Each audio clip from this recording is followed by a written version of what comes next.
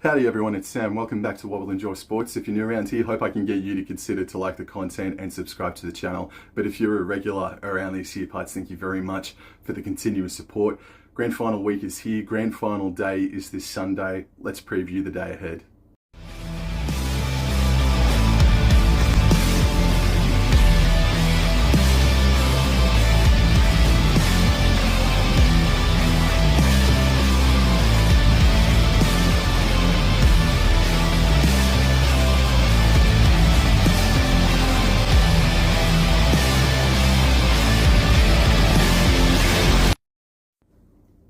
2024 NRL Grand Final Day starts at 1:20 p.m. from Accor Stadium, and it kicks off with the state championship. Newtown Jets, the New South Wales team, versus the North's Devils, the Queensland side.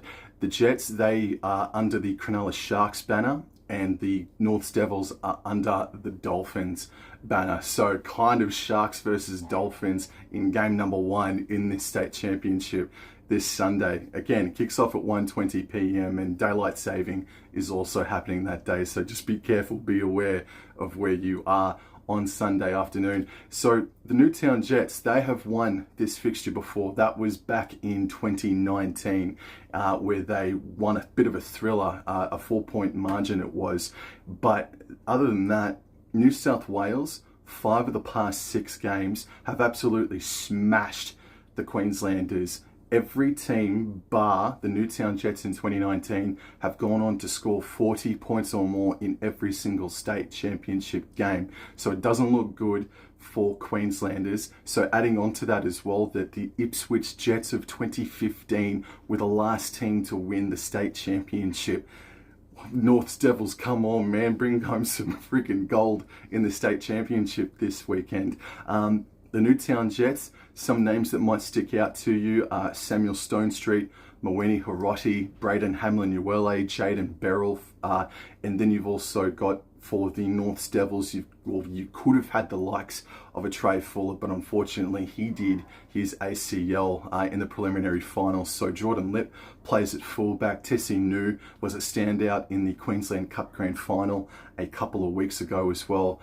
And the other stats that might favour North's Devils is that they play 20 games to go on and win the Queensland Cup. The Newtown Jets, the New South Wales Cup, they play 24 games, and the North's Devils still scored a couple more points more than the Newtown Jets. So that North's Devils attack is lethal. It can be lethal, but again, without Trey Fuller there this weekend, they might be a couple of points shy.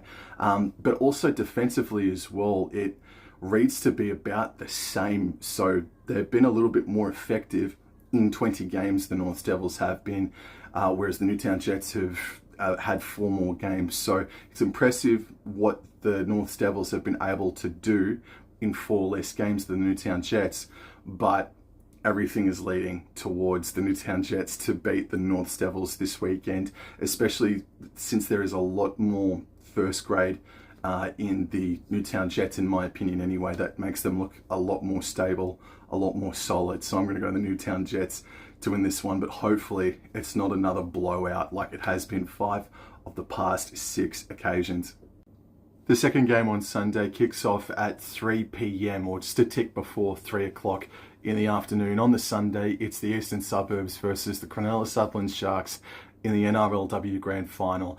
It is Easts who are the favourites at $1.35. The Sharkies are sitting at $3.25. And the biggest reason, the main reason that you all need to watch this game, in my opinion, why I am so excited for this contest, is the battle of the centres. Biddle and Penatani versus Surgis and Isabel Kelly. Like, that is the best possible grand final centre matchup we could have asked for. That is worth the price of admission alone. It's going to be incredible. Also, Sam Bremner versus Emma Tonegado, that's huge. But before we get a little bit more into the team list, Cronulla Sharks upsetting the planet last weekend, beating Brisbane in Brisbane, keeping them scoreless for the first time in NRLW history, 14 points to 0. Super effort from Cronulla Sharks, a very very, very good effort from them. The Sydney Roosters defeating the Newcastle Knights to stop the Newcastle Knights' streak in grand finals. 25 points to 16, I think it was the final scoreline, and I don't think it does justice to the Sydney Roosters, to be honest with you. And I got to give them their flowers, Eastern Suburbs, because they're just one of those teams where it's just gone over my head this year. I know they're coming into the game with the best with the best defensive record, and their attack obviously is really good too, especially with the inclusion of Aiken and Jess Surgis last weekend.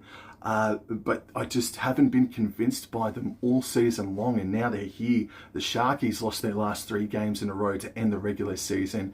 Now they're there, sort of thing. So it's a very unlikely grand final in my mind anyway. But credit to the Roosters. Credit to the Roosters. They've proved me wrong, obviously, and I just need to get more accustomed to their game plan, obviously. But also to go through the rest of the team list now. So obviously Bremner and Tonegado, the full-backs, Surgis and Kelly, the centres, the wingers, that is Jamie Frizzard and Bridie Parker, Jocelyn Kelleher and Taryn Aiken, they're the halves. And then the forward pack, we've got Millie Elliott, Keely Davis, and Atissa Poole. The back row is Amber Hall, the cheat code, Olivia Koenig, and Tiana Davison. In the interchange, Tavana Papali'i, Jasmine Strange. She's worked her ass off all year, and she's deserved her spot in jersey 15. It's definitely not nepotism, for sure. Samantha Economos and Pani Hopawati round out the interchange bench. Now for the Cronulla Sutherland Sharks, Tonegato's at full back, but Staples and Ravix are on the wings. And Staples and Ravix really impressive last weekend. I'm really starting to learn more about Ravix's game. Really like her. And then obviously Penatani, the captain, and Anessa Biddle. Georgia Hanaway, we've been speaking about her all season long, especially in the BMD Premiership. She's going to be the 5/8, and Taylor Preston, who's had a very good year for the Cronulla Sharks. Ellie Johnston, my forward of the year, my prop of 2024. She will partner Quincy Dodd and Holly Wheeler in the front row. Holly Wheeler was suspended last weekend. She comes into the game. That's a huge inclusion. Tali Holmes, Rhiannon Byers, and Brooke Anderson, a really hard-working back row. May not have the star power that the Roosters do, but for me, I think Brooke Anderson, I also had her in my 1 to 17 for team of the year, and I think the reason for that, I believe that the reason for that is just the energy that she was able to bring, especially in that first 6 weeks. Obviously, there was a bit of a flat patch there, but I thought last weekend she returned back to form. Then the interchange for the Sharkies is Hanesi, Takapatolo. Whoa, Takapatolo, g'day. And then Foliaki and Tegan Dimmick, who herself has also been very, very underrated in 2024. So it is the best attack, it is the best defense coming up against not the worst attack, but Sharkies are down there. They're about 3rd last, maybe 4th last, as far as attacking stats goes. So all the Roosters need to do is just believe in their natural game of defending, and they'll go a long way to winning this contest. And I think that's what's going to happen. I think there's just a bit too much star power on that Roosters outfit, and the likes of Kelly, Surgis, Bremner. They've done it before. Actually, Sam Bremner revealed, and it's something that I couldn't quite believe it when I heard it, that Bremner has never won a grand final. That's surely not right. Surely not right. Maybe I've misheard it, but fair dinkum, if that's the case, I think she will retire with a premiership under her belt, and I am going to tip the Sydney Roosters to win this game 1 to 12. Hopefully she's a blockbuster. Hopefully she's a beauty, and go Roosters.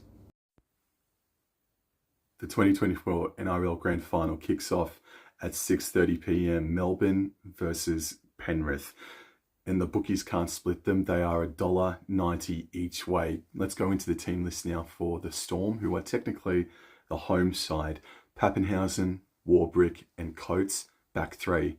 Howarth and Nick Meaney, they've been named as the centres, but there's been a little bit of rumblings about Nick Meaney that he could have done his PCL last weekend. So just watch this space on Nick Meaney. He could be a late exclusion. But from the report that we saw the other day, Nick Meaney apparently did a PCL or just a leg injury. So he's not going to be 100%, but who is this weekend? Then the halves, obviously Cameron Munster and Jerome Hughes. The forward pack, Kamikamica, Josh King and Harry Grant. The back row, Blore, Katoa and Loiero. The interchange, Wishart, Welch, Va'alepu and Alec McDonald, and Grant Anderson will be the 18th player. And into the Penrith Panthers now, and Dylan Edwards, Taruva and To'o, the back three, Tungo and Alamotti, the centres, Luai and Cleary, the halves, Leota, Kenny, Fisher-Harris, the forwards, Garner, Martin and Yeo, the back row. The interchange, Schneider, Smith, Liam Henry and Matt Eisenhuth. And at the moment, Casey McLean has been named as 18th player. Must also be noted as well that Suafa Longo is also named in the reserves, and so too is Scott Sorensen for the Penrith Panthers. So these two sides have clashed twice this season. Melbourne have won on both occasions. So I had a quick look to see what stat could have stuck out to me that helped the Melbourne Storm get the dub on both occasions. And there's almost nothing. There's almost nothing except for the kick meters. Jerome Hughes would have been responsible for a hell of a lot. Harry Grant with a kick or two at a dummy half. But the Melbourne Storm in both of their wins this year kicked for over 150 plus more kicking meters than the Penrith Panthers. So they really got to Nathan Cleary, or they were kicking on third, fourth tackle, were the Melbourne Storm to get those extra couple of meters as well. And that's only 2 or 3 more kicks really, but it does make a difference. 150 kicking meters more than your opposition. It's a hell of a lot. In that first game, it was 8-0. Melbourne Storm, absolutely tremendous defensively. Penrith Panthers were coming back from the World Club Challenge, and they're kind of slow starters, aren't they, Penrith? And then only a month or two ago now, they met in a classic at Bluebet Stadium, and the Storm won 24 points to 22. Now, in both of those games, Nelson Asofa-Solomona was an ejection. So the first game, he did not play. And then Nelson Asofa-Solomona, I think in the second contest, got sin-binned for a period of time, or didn't finish the game. Cameron Munster in round number 1 did not play in that game as well. And the Storm was still able to defend their way to victory. Now, in the second meeting this year, Nathan Cleary, with about 20 minutes to go, that's when he did his shoulder, and that's when he went off. And then they only lost the game by 2 points thereabouts, Penrith. So to lose Cleary like that, they could say, well, we could have got them, but they didn't, obviously. This is a match, I feel like, that has just been building since the year 2020. A grand final that was played in front of less than half, I would suspect, of a core stadium, and these two sides have just been interwoven on a collision course this Sunday in the grand final.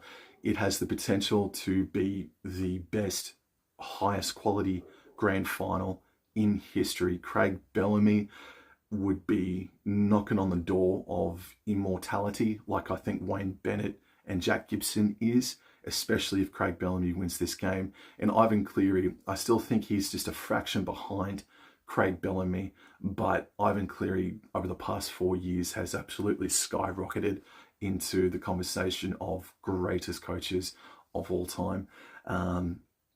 Who's going to win this game? I get this feeling that the Storm are going to pull it out. But Penrith Panthers, I think last weekend they were the least impressive of the two teams. The game was played in a bit of rain. I'm not too sure about what the weather's going to look like in Sydney, by the way, this weekend. But Penrith seemed to slow starter or get into the game slower than what Melbourne did after having the week off. Penrith now, they've got that out of their system. I'm actually going to tip Penrith. They're also going to be the first team ever to wear a pink jersey in an NRL grand final. So imagine that freaking confetti flying around at the end of the game if they win. I am tipping Penrith. I am backing Penrith. But I'm also putting out there that I think this game could go to Golden Point extra time for sure. I think we could be going 100 minutes, 90 minutes. We could be going well into overtime come Sunday. So I'm going Penrith. They're going to win 1-12. And that's it. That's my last NRL video for 2024. It's been a different year, but still, it's been a progressive year for the channel. And I want to just throw thank yous to everyone that has subscribed. I want to say thank you to everybody that has supported me, and thank you to the players as well for putting on another masterclass in the greatest sport on earth. So thank you to the players, just thank you to everyone for helping make Wobble and Jaw Sports a bit of a cult thing, sort of thing. I don't know, but to get 1.96 subscribers is really, really cool, and I really, really appreciate it. So anyway, enjoy the weekend. I've got my day off. I'm going to clean the barbecue and have a good one, and hope you do too. Thank you. Take care. Adios.